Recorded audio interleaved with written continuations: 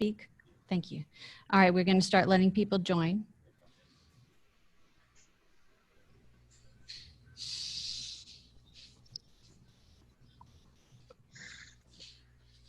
Yeah, Samantha, I downloaded it again, but it doesn't have the video still. Good morning. Thank you for joining our session this morning. Our plenary speakers are Samantha Sahl, DSW, LCSW, and Eliza Reock. Our session is titled Child Sex Trafficking Data and Response. Thank you for attending the 2020 Behavioral Health Symposium. We're happy to host this event as a virtual conference because we care about your health and safety, but we also understand how important it is to provide relevant and robust continuing education to Louisiana healthcare professionals. For quality purposes, all participants will be muted during the presentation. If you would like to submit a question to the speaker, please use the Q&A feature in the virtual platform. Accreditation for today's session is offered to social workers, 1 hour of clinical credit, peer support specialists, psychologists, nursing contact hours, AMA, PRA Category 1 credits, and LPC credits. Full participation is required to receive credit and will be monitored throughout the session. You will receive an email from Women's Foundation with detailed instructions on how to claim your credits and access your certificates. Additional information is available in the digital event booklet. Regarding financial disclosures, Dr. Sahl and Ms. Reock have no financial disclosures to make. None of the members of the Symposium's Planning Committee or any session moderators have any financial disclosures. Dr. Sahl and Ms. Reock will present their background information with us. Hi, everybody. Good morning. So my name is Dr. Samantha Sahl. I am a new hire actually at the National Center for Missing and Exploited Children. So I'm very excited to be here presenting on their behalf. I actually just moved up to the DC area to work for NCMEC from New Orleans, where I had been living for over 10 years, working with child sex trafficking victims through the Child Advocacy Center and the juvenile court system. And I know I have some familiar faces on the other side of their screens. So thank you guys for having me here this morning. I'm going to let Eliza introduce herself and then we'll jump right into it. Thanks so much, Samantha. And just as a reminder, Samantha, if you're able to give me control of the slides too, that would be great. So I'm so excited to be here as well. What an honor. I know how much great work has been done in Louisiana. My name is Eliza Reock. I've been working in anti-child sex trafficking work for nearly 15 years now, specifically child sex trafficking. So it's been an honor to see how far this movement has really moved forward, and that especially the great strides that have happened in Louisiana. We did some polling questions before this presentation and saw that for some of you, this may be your first presentation or training related to child sex trafficking.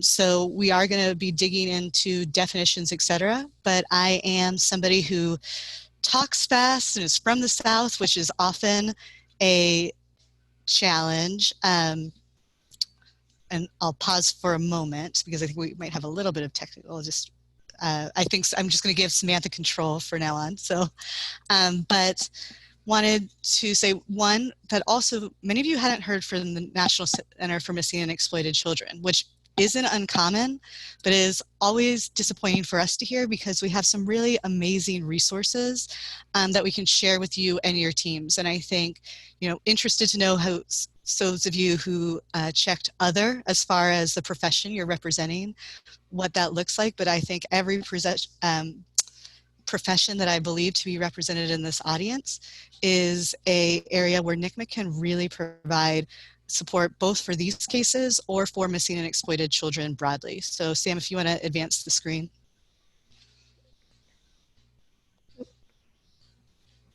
Great. So the National Center for Missing and Exploited Children was founded in 1984. We are a nonprofit organization, but we do actually manage and are the lead operator of 15 congressional programs related to missing and exploited exploited children. So we were actually created, some of you may know the show America's Most Wanted, that John Walsh, he and his wife Reve's son Adam Walsh was abducted and murdered in 1981 in Hollywood, Florida. And at that time, there was really no national network for missing children. There was a clearinghouse for stolen cars or for even stolen bikes, but for a missing kid, it was really hard for law enforcement to be able to communicate with one another. And also, you know, for less resource law enforcement agencies to have kind of the resources available to have the full breadth and depth of created resources to help recover a child in one of these critically missing cases. And so it was the goal of the Walshes and a handful of other parents in missing child cases to create the Missing Child or National Center to fill that void. And then we also are able to, in 1996, expand to become not only the clearinghouse for all missing children cases nationally, but also for exploited children. So if you want to go to the next slide, Samantha. At the very basic level, our mission is to find missing children, reduce child sexual exploitation, and prevent future victimization. So, you know, it is kind of interesting that we find ourselves as a leader in the effort to respond to and combat child sex trafficking when you don't see that name necessarily in our title or in our mission statement. However, as we're going to discuss, we think it's pretty highly unlikely that if we're serving these kids, then we're not also serving survivors of child sex trafficking. And in fact, we have some stats to show that that is exactly what's happening. That I would say from day one, the young people on our missing child caseload were also likely, some of them, victims of child sex trafficking. And so we want to make sure that our programs are tailored and have evolved to really meet those needs. And so as far as finding missing children, I wanted to let you all know that one of the things that we're able to provide is our 24-hour hotline. So 7 days a week, 24 hours a day, we have call center operators in both our Florida and DC location ready to provide any kind of missing child resources available, take reports, etc., and get that information back out to law enforcement. We started as an organization with just a handful of employees. We now have over 350 employees in 5 offices. The reason that we locate our call center in 2 different locations is just for that reason. If there is ever a national disaster, you know, we can remain open regardless of where that happens. And so I think particularly relevant to this audience is the fact that we, during Hurricane Katrina, were designated by FEMA to be the lead organization on family reunification in missing child cases in times of natural disaster. And so during those 2 horrific incidents or hurricanes, there were over 4,000 children who were displaced from their family. We had all of our teams in the call center working 24 hours a day, CNN getting out missing child posters. And by January of that following year, we had every child, all 4,000 children had been recovered and reunified with their family or guardians. So really exciting work. To date, we've responded to over 5 million calls through our call center. And one of the biggest ways we're able to help recover those kids are through the billions of missing child posters we've been able to distribute. Go to the next slide. As I certainly referred to earlier, the exploited child division was the secondary piece, so as important, but we launched in 1998 our cyber tip line to become the clearinghouse of specifically child sexual abuse material. So that is a term we tried, just like we're trying to change some language around child sex trafficking and prostitution. We do not say child pornography anymore unless it's specifically compliant to a policy or procedure. Child sexual abuse material is the preferred language. We'll receive reports such as imagery, videos, online enticement cases of somebody reaching out, or child sex trafficking, misleading domain names, etc. We've seen that cyber tip line grow every year as an organization, and kept growing until last year when we hit our peak at 18.5 million reports through our cyber tip line. With that nexus of missing and exploited children cases, last year alone, we were responding to over 10,700 child sex trafficking cases as well. Go to the next slide.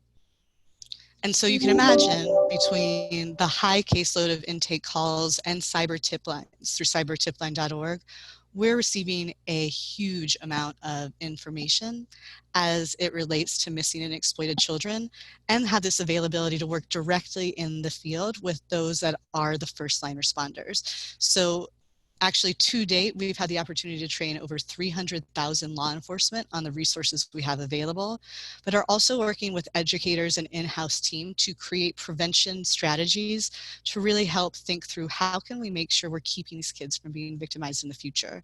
So for instance, learning only a fraction of the percent of our missing child cases are going to be non-familial abduction, somebody the child doesn't know. So maybe not prioritizing things like stranger danger in our language, but thinking through what are we really prioritizing as how we can be most effective in preventing these kind of cases that would be referred to us in the first place. Next slide. So it's a lot of information. I could actually speak for the whole hour just about all of the different programs at NCMEC. So with that in mind, I think if you only remember one thing, it is our hotline. You can make a cyber tip through their exploitation, ask for resources, whatever it is. If you need to get in touch with us or get access to our resources, the easiest way to get us 24 hours a day is call our hotline, 1-800-THE-LOST, and they'll get you to the right person and who you need. And I highly encourage that you take some time on our website, missingkids.org, to get a full overview of the types of services NCMEC can provide beyond just child sex trafficking related resources.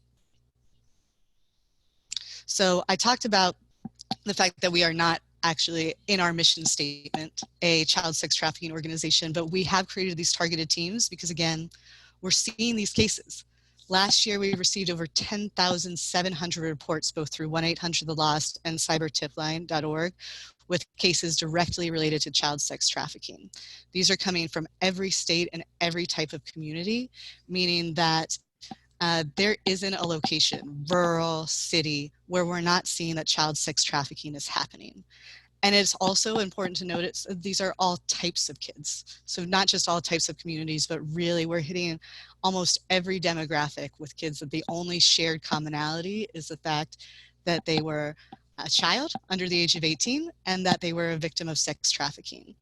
And so to further expand on that, and how I mentioned several times, we recognize that a child that's missing, whether they ran from a placement, whether they were abducted by a family member, that child is at extremely high risk for potential trafficking. And in fact, 1 in 6 of the children that were reported to NCMEC as having run away from a placement in 2019, we deemed likely victims of child sex trafficking. And we say likely because we want to be very, very conservative with the data that we're using. So we are talking about that child had an ad online selling them for sex, or they were recovered in a prostitution-related operation. So, I think if anything, that these numbers are likely conservative.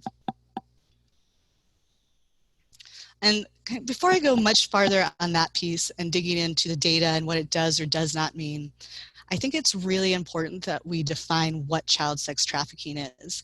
So similarly, many of you said that you had never had a child sex trafficking case on your caseload, which was surprising as it overlapped with industry.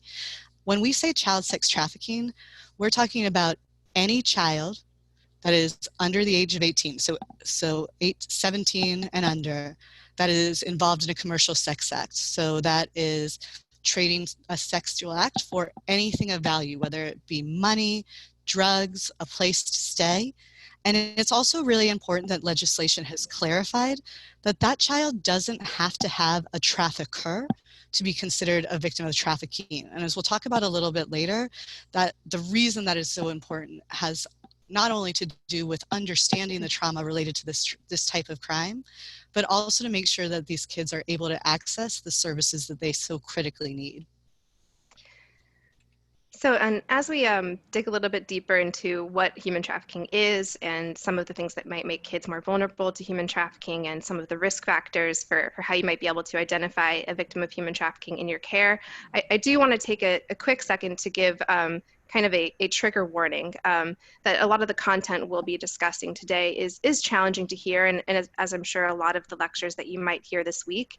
And then just being mindful of what you need to take care of yourself throughout this presentation and throughout this week, especially given that we are all currently living in somewhat of a collective trauma with what's happening with COVID and the uncertainty, and we've just passed the 15-year anniversary of Hurricane Katrina, and of course the devastation just created by Hurricane Laura in Louisiana and Texas, and recognizing too that natural disasters like we've experienced, like Eliza mentioned, make kids so much more vulnerable to victimization as well. So just taking the time to do what you need to take care of yourself throughout this presentation. If you need to get up and walk around or rely on your 5 senses to help you stay grounded, we just encourage you to do what you need to do.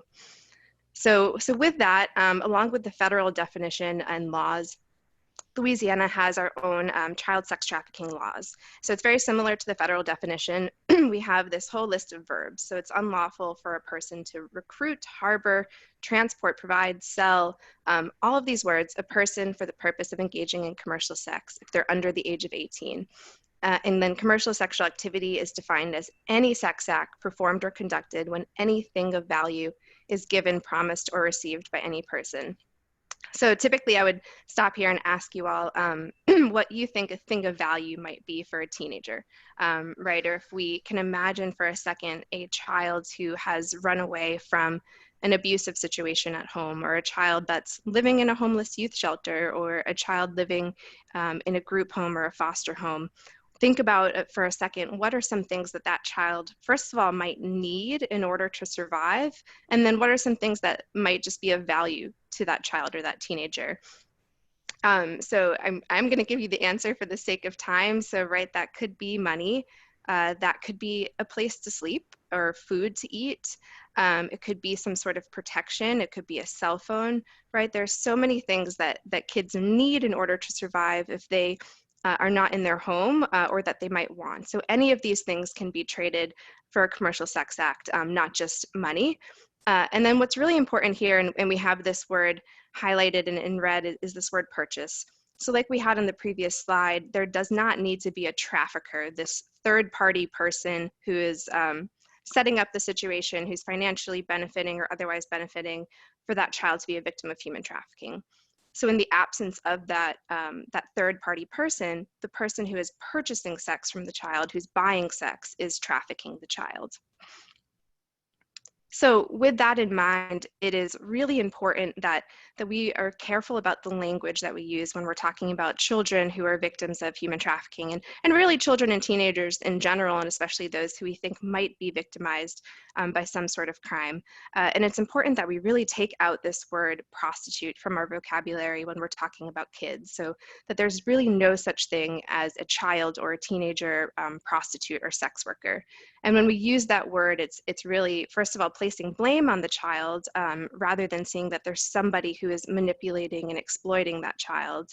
And it's implying that the child has committed a crime when in reality a crime is being committed against that child. So really looking at all of the words we use, like Eliza mentioned, we're doing that right now, and even trying to get away from the word runaway, the term runaway, because it's really labeling a child as something bad, right? Rather than saying a child who has run away from a harmful or abusive situation. So looking at the behavior that they're doing rather than labeling that child. Also words that you might hear, Eliza and I tend to use the word trafficker or exploiter instead of the word pimp, which is a word that is really glamorized in our culture. If you were to pull out your phone right now and Google the word pimp, you're not going to see images of the kind of behavior that we'll be talking about today.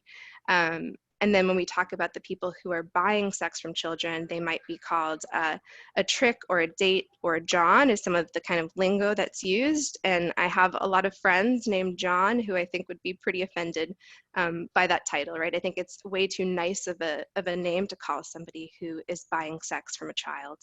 So just looking at all of the words we use. And then you'll also hear us using the words victim and survivor kind of interchangeably. And so recognizing that the people who have been through this experience, they are survivors, right? They have survived something huge. And for a lot of those individuals, the word victim really puts them down and makes them feel powerless, right?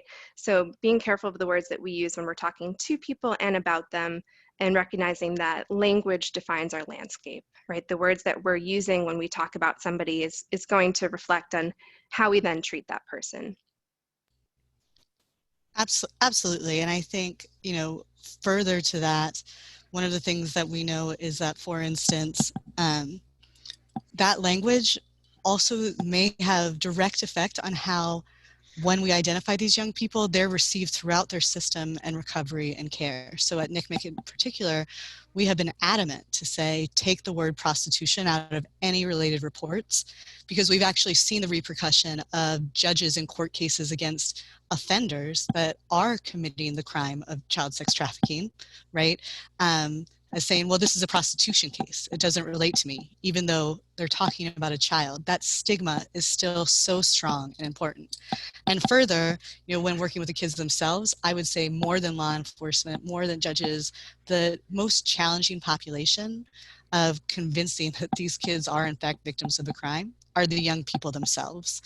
And so talking through that a little bit more, I think we know that at NCMEC, we are collecting a lot of data, a lot of information.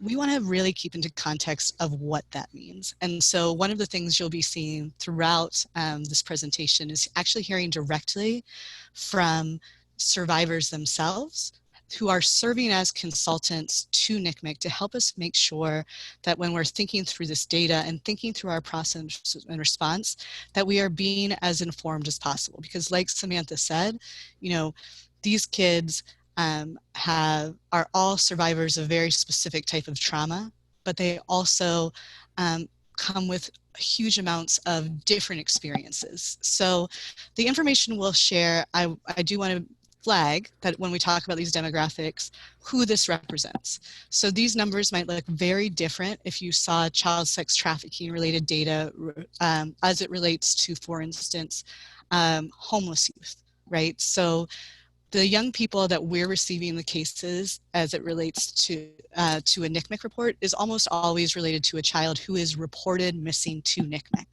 So we know, for instance, if I say to mom, stepdad's abusing me, and she says, no, he's not, get out of my house. Or if I say, hey mom, I'm gay, and they say, get out of my house. Or if, unfortunately, if it is mom trafficking that child, the likelihood that that child's going to get reported into NCMEC's caseload is very, very low. So we want to make sure we're respectful too, to say, when we talk about this data, who it does and does not represent. That being said, we have really good and really consistent data to share. So I think it's important to note the racial breakdown. I don't think people will be surprised that people of color are disproportionately affected by child sex trafficking. And I think this number here is really, really important to consider as far as the gender numbers. If we go to the next slide, you can see these numbers are starting in 2019, or sorry, we started recording these numbers almost 15 years ago, as soon as we started recording child sex trafficking cases.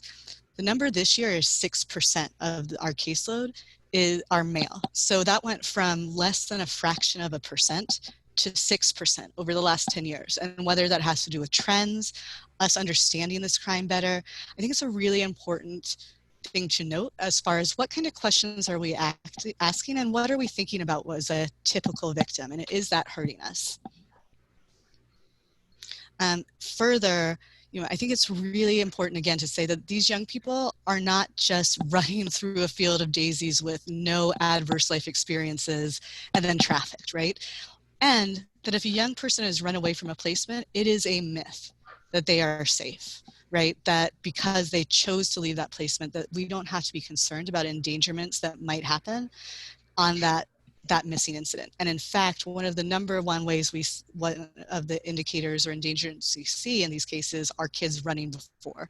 So we know we need to be targeted about thinking through, is that child running away from or to something?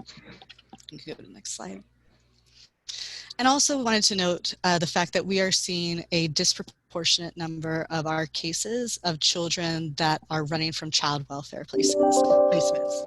Again, it is really, really important to consider the context of how we receive this data, especially, and as we'll talk about shortly, because we know that these kids are far more likely to be reported missing if they are in care to NCMEC based on recent legislation that we're about to talk about. But historically, we know that young people who are system involved are more likely to be identified as potential child sex trafficking victims within our caseload. So when we look at what might make a child more vulnerable to human trafficking, or who could be a victim of child sex trafficking, the reality is that any child could become a victim of child sex trafficking. It could be your neighbor or your niece or nephew or a child that goes to your church. It really could happen to anyone because perpetrators are preying on normal developmental vulnerabilities, right? Kids are vulnerable, their brains haven't finished developing.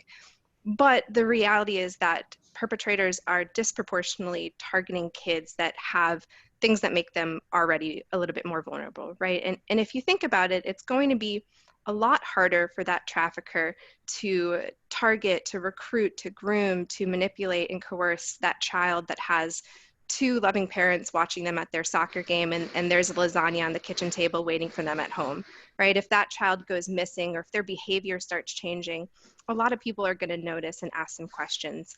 There's going to be a lot of people looking for them. So it's easier for that trafficker to target that child where sadly and frankly there aren't as many people that are going to notice those changes in their behavior, or if they go missing, there aren't as many people proactively going to look for them. So they're targeting kids that are not living at home for a variety of reasons, right? Maybe they've ran away from an abusive or neglectful situation at home, or they've been kicked out of their home because of their sexual identity or any number of reasons, or there's some sort of dysfunction or abuse like substance use or domestic violence happening at home that's pushing them out. So we talk a lot about push factors like that, things that are pushing kids out of their home, and then pull factors, things that a trafficker might use to say, hey, I can do this for you, or presenting this desirable thing for that child. And you'll hear one of the survivors in a second talk about that push-pull that happens. So based on who's in attendance, I would imagine that most of you are familiar with Maslow's hierarchy of needs, which essentially is the basic psychology behind human motivation. Maslow theorized that as all human beings, we have these very basic needs that need to be met in this hierarchical order. So before we can really experience love and belonging and form relationships with people, we need food, right? We need to be fed. We need to know that we have somewhere safe to sleep at night. What you might be less familiar with is there was actually a trafficker by the name of R.J. Martin, who several years ago, he wrote an article called How to Be a Pimp Using Maslow's Hierarchy of Needs to Make the Most Money, right? Which is not what poor Maslow intended of his hierarchy, I'm sure. But basically, Martin says that if traffickers can understand this psychology behind human motivation, that they can better identify targets. They can better identify kids that have some sort of unmet need. And then if they can meet those needs, or at least create the illusion of meeting those needs, and then create dependence on the trafficker for that need fulfillment, they can better manipulate a child and get them to do what they want them to do. Right. So it's easy, again, if we imagine that child who is homeless for whatever reason, or is maybe living in a group home where those emotional needs aren't being met, it's easy for that trafficker to meet those basic needs, right? Let me give you food, let me give you somewhere to sleep, let me protect you from harm on the street, or maybe from all of these people that are trying to find you and plop you right back down into that place that you ran away from for a reason. And then above that, meeting those needs of love and belonging, oftentimes really forming this strong bond with a child and making them feel cared about and feel special. Martin wrote in this article that once you get a girl to believe that you love them, she'll do almost anything for you. But if you really want her to be motivated to make money, you should also make her feel like she's respected, right? So just this very warped sense of manipulation that's happening with these kids. So if you imagine that child who's now having all of these needs met, maybe some of them for the first time, and then all of a sudden the trafficker asks them to do something in return for all of those needs, the child knows that if they say no at that point, they lose everything, right? And that's the situation that a lot of these kids find themselves in.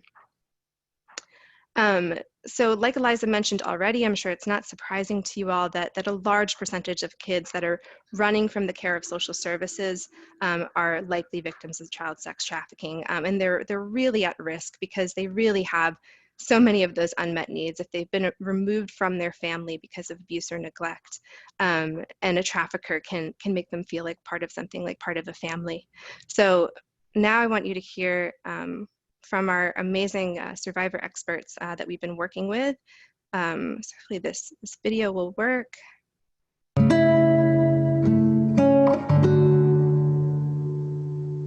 Any child is vulnerable, right? Just by the nature of being a child or young teenager or older teenager, you're vulnerable. But any extra factors that you throw in is going to make you more vulnerable. It wasn't just him painting this glamorous life that I could be a part of if I ran away. It was also that things were happening at home and in my community that... Oh no. Sorry about that. You throw in is going to make you older teenager, you're vulnerable.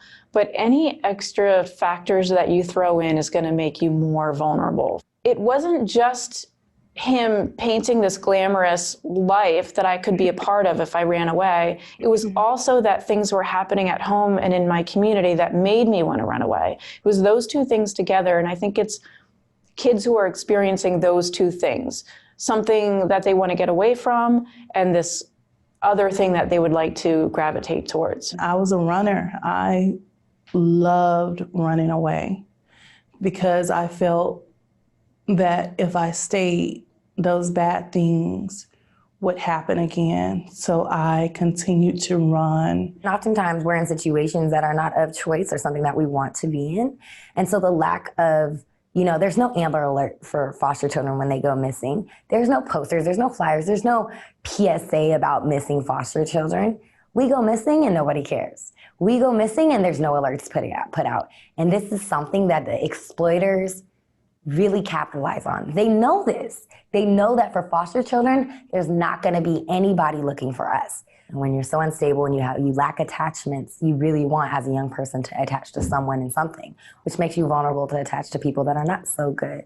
I was just a naive kid. You didn't have to tell me much. You could just tell me I was beautiful and I would believe you at that moment in my life. And for me, it didn't feel that bad because I had already been sexually abused. I had already been touched against my will. I had already been raped.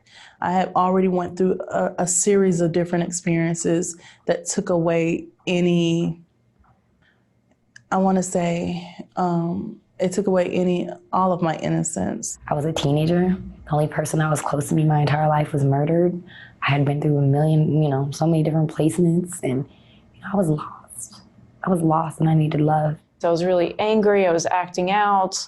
I really needed some guidance, and I really needed someone to reach out to me and offer me some help. But I didn't know how to ask for that help. And I think that the people around me didn't know exactly how to offer that help.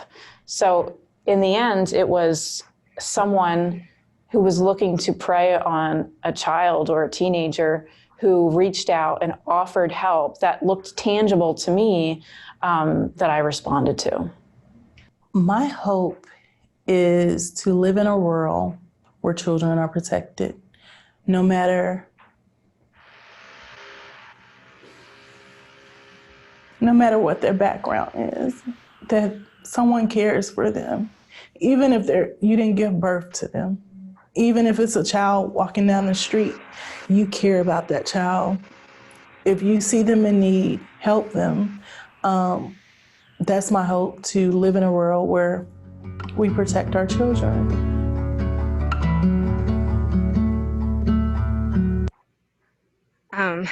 It's hard to even to speak and to just shift gears after seeing that and hearing that. I've seen that video several times now, and every time different words stick with me. So I hope you all found that helpful as well, to hear directly from some adults who have survived child sex trafficking and are now just thriving, and really they're the experts of their experience and of what they need. And I think until we start recognizing children as the experts of their experience and what they need, it's going to be hard to really form meaningful connections with them and help them get out of these situations.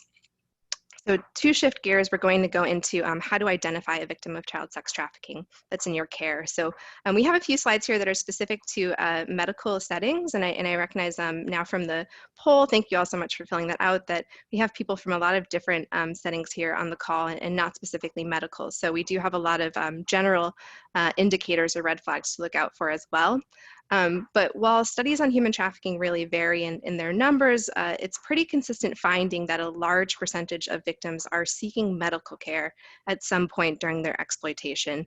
And this puts medical providers in a really unique position to help identify victims of child sex trafficking and then offer them resources and support.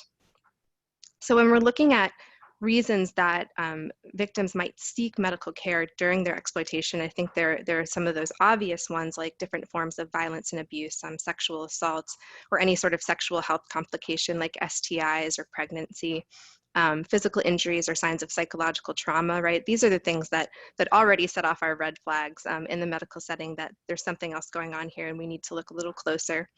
But substance abuse and complications of substance abuse and overdose is something we want you to be aware of as well. I mean, I know there are some substance abuse providers on the call right now. So substances can come into human trafficking in a number of different ways. Substances might be used by a trafficker really to induce compliance, right? To reduce a victim's will to fight back by using drugs.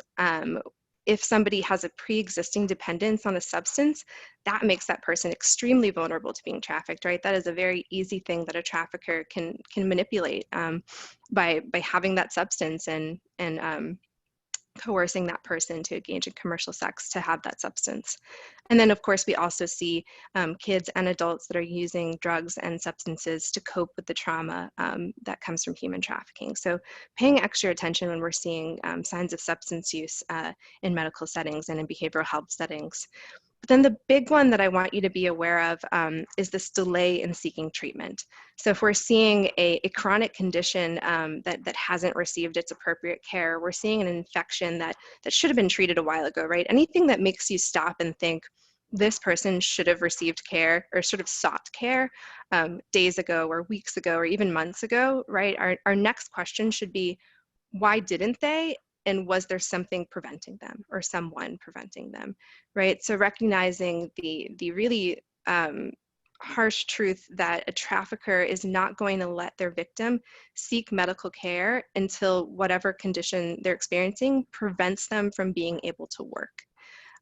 Because that trafficker knows that the more people, the more professionals and the more people that maybe have received some training that this victim interacts with, the more opportunities there are for somebody to figure out what's going on. And they don't want that.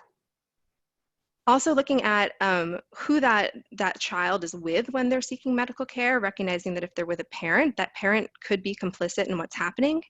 If they're with an exploiter, we might be looking for some of those common signs of domestic violence, like a dominating or controlling person that's speaking for the child or holding on to their identification.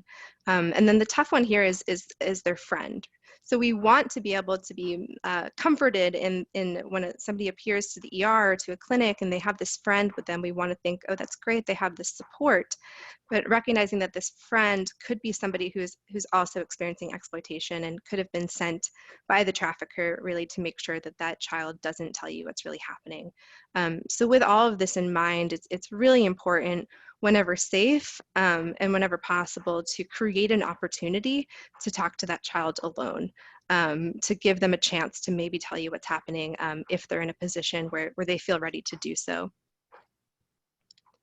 So looking at some other indicators that are not specific to a medical setting, that are really general, the biggest one here is this history of running away. So a child who has several incidences of being missing from home, missing from care, missing from school, so truancy, right? Where our next question should be, what's pushing them and what's pulling them and what's happening while they're gone, right?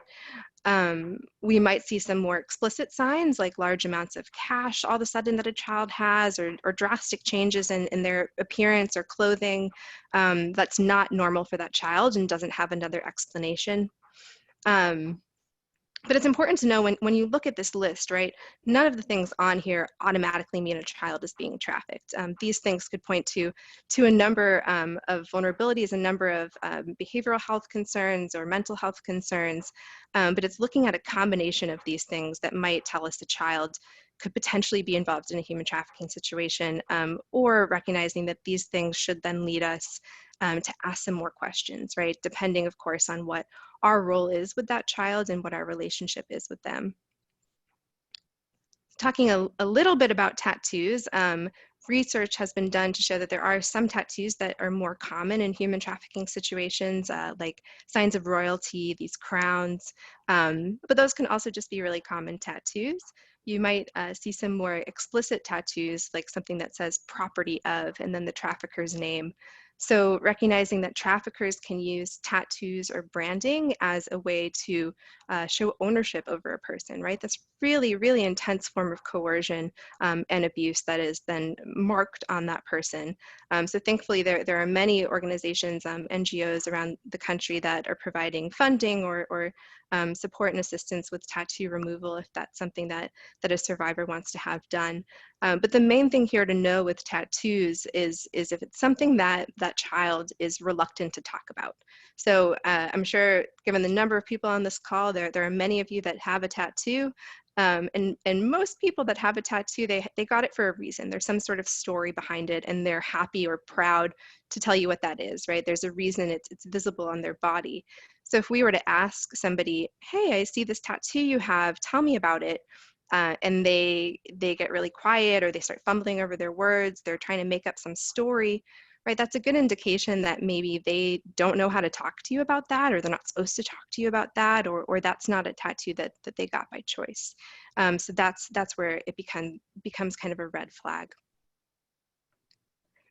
So keeping all of this in mind that we've talked about so far, and all of these vulnerabilities, and the fact that these traffickers are also oftentimes meeting a lot of the needs that these kids have, or that they're putting these kids in really dangerous situations, I'm sure it's easy to understand that there are so many barriers to really identifying these kids, even if we know what to look for, what some of these red flags are. These are likely not going to be kids that are jumping up and down in front of you saying, hey, I'm being trafficked, I need your help. Right, there are so many barriers to that, and a lot of them have to do with oftentimes these kids not seeing themselves as being victimized, whether there is this shame or guilt that arises from a trafficker really convincing a child that this was their idea, or that this is their fault, or that this is all that they're good for, right? That's some of the coercion that really happens here. A trafficker could have threatened the child that if you tell someone what's happening to you, or what I'm doing, or you tell someone about me, there'll be some sort of harm caused to you or to somebody that you care about. So there's this fear, or fear that they might get in trouble or get arrested, which is another thing that traffickers often tell kids. And then a big one here is this distrust, right? So we're really talking about kids that oftentimes have been failed many times by the systems that are designed to help them. That people have came out and said one thing and then not followed through with that word, right? And so it's going to take a lot of time for us to rebuild that trust with these kids. So here's our last video from survivors talking about some of the barriers that they face to being identified, and what they wish that providers would do for kids.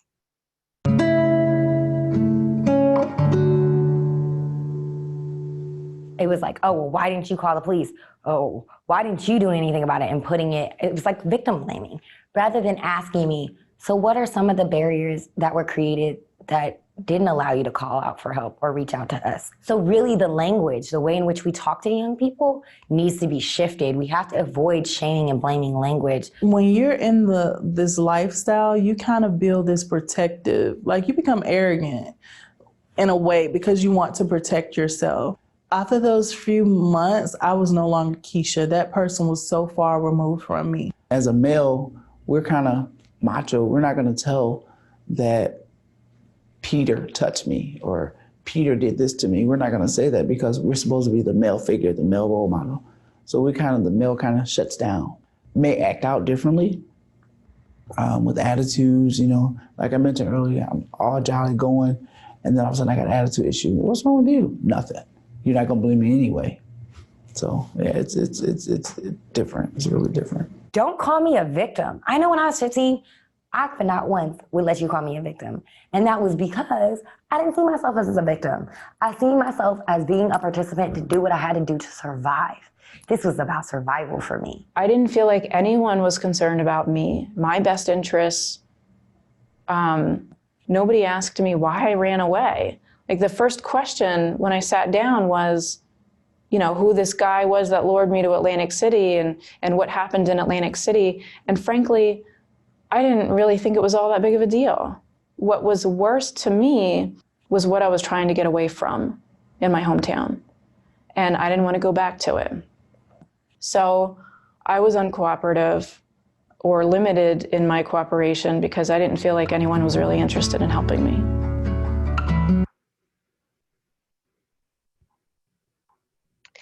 So again, it's hard to speak after watching those videos. It's so incredible to hear directly from these individuals what they experience and what they've been through. And it's really important that we normalize our expectations when we think we might be interacting with a child to really understand why that child is not going to trust us right away. They might not ever want to tell us about this person who's tracking them.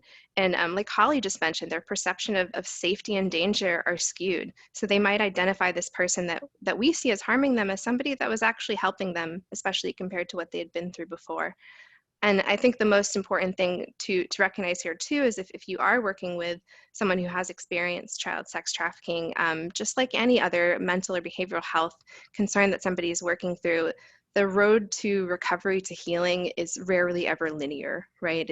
It's to be expected that this child might run away again, especially if we're in a situation where we aren't doing a better job meeting those needs than the trafficker, and there's a lot of things that are pulling them back to that person and to that situation.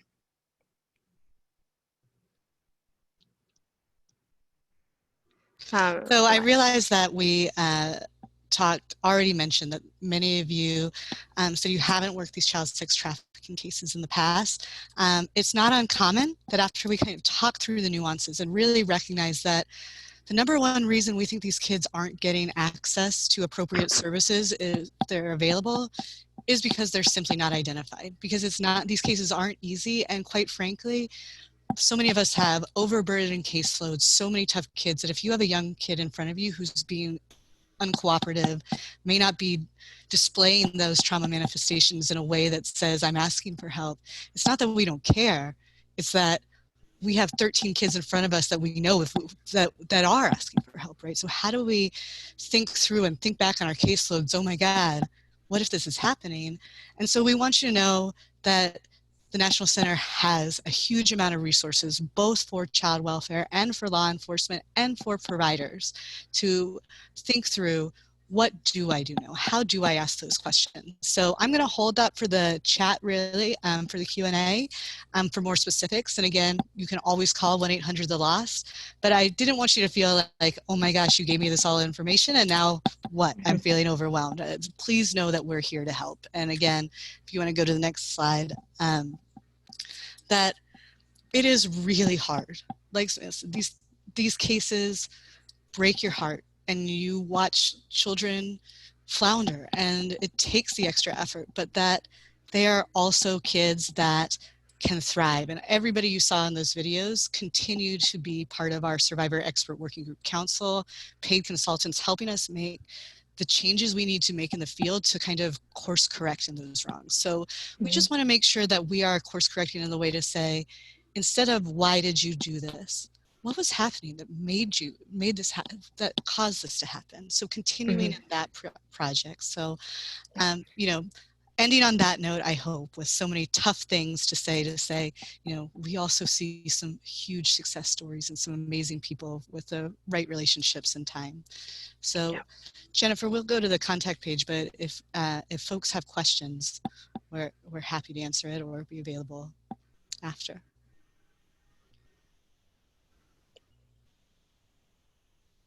One of the things that we'd like to do as we're waiting for some of the questions to come in too is resend out the poll and find out if any of you think maybe, now that we've talked through what these definitions are and what they mean, maybe you are seeing these cases, and we'd love to learn, you know, what we could be doing better to help identify those cases as well. And I think questions can either come in the Q&A or in the chat. And we can definitely keep talking. Yeah, a question that we certainly didn't get a chance, that I thought might be asked because we referenced but didn't get to it, is the Preventing Sex Trafficking and Strengthening Families Act. I see a question came in, but I did want to mention that part of that bill actually said that children that go missing from a foster care funded, like a Title IV replacement, are required to be reported missing, not only to law enforcement, but the National Center immediately, but within 24 hours. So that's a shift, and that might be why some of our numbers tend to skew towards child welfare further than already were, because of that requirement and the caseload. So it looks like some questions too. I can't see any questions. I see one question, Jennifer, about prevention resources. I think, you know, we talked about this yesterday, actually. We're building the plane as we fly it, I think, as far as addressing child sex trafficking and working with humans. But one thing we know, colleague Leslie Briner, who says it's more than any program, it's got to be about the relationship. And like Samantha said, you know, there are amazing service providers, there are amazing social workers. The kids that we work with tend to have not had that experience. And so if we can try to build those ongoing and trusting safe places for kids to feel like they have stability and options, that's going to be a #1 in prevention. Yeah, and there, in terms of like primary prevention, there are so many resources that are on the NCMEC website. And then this month is also NCMEC's awareness raising month called Miles for Hope. So we'll be posting different resources available all month. So if you go onto the NCMEC website, thismissingkids.org, you'll see a lot of like early prevention materials for parents, like our NetSmart program, and different trainings to give. And then, like Eliza said, if we have a child that is running away, when that child comes back or when they're found, the question is, what did we do wrong, right? What could we do better to help you? What need do you have that we're not doing a good job of meeting, rather than why did you leave, right? And we see a question here of percentage of child trafficking represent rural communities. And so it's really important to note too that in terms of data with human trafficking, it's really unreliable, right? Because we're relying on, it's a very hidden, it's a crime that's happening. So our data that we have relies on people that are coming forward and that are being identified as victims. So we think, you know, in rural populations, this is certainly happening. It's a huge myth that human trafficking only happens in big cities, or that it only happens when there's a big event coming into town, right? This is happening everywhere and all the time. And these are kids also that are domestic. These are not kids that are being flown in from other countries, though that does happen, right? This is happening in our communities, in our rural communities, and in our big cities. To add to that too, and going back to some of the other questions, you know, yeah, we want to be careful with that data, especially because we know that, especially in rural communities, familial trafficking is a reality where, and I saw the other question about family members who unfortunately may be exploiting those young people. As far as prevention, that is a hard question, and I wouldn't feel equipped to answer how to keep a parent from trafficking a young person. But what I can say is that if a caregiver knows that their child has been trafficked, we do actually have, both for child welfare and for parent caregivers, some resources on our website that we're happy to put on the Whova app and have available as far as talking to your kids or thinking through how to respond and going into some of those legislative pieces as well. Mhm. Let's see. All right, it looks like you all have answered all the questions. This was a wonderful presentation, and we want to thank you both for sharing all this knowledge with us. We really appreciate the opportunity. Thank you so much. You're welcome. And we Thank hope you. everyone is staying safe and healthy in Yes. Louisiana right now, Yes. and wherever you're tuning in from, but especially down south. And Eliza, you're lucky to have Dr. Sahl. We miss her. Thank you. We're counting our blessings for sure already. Thank you very much. Thank you. Thank you all.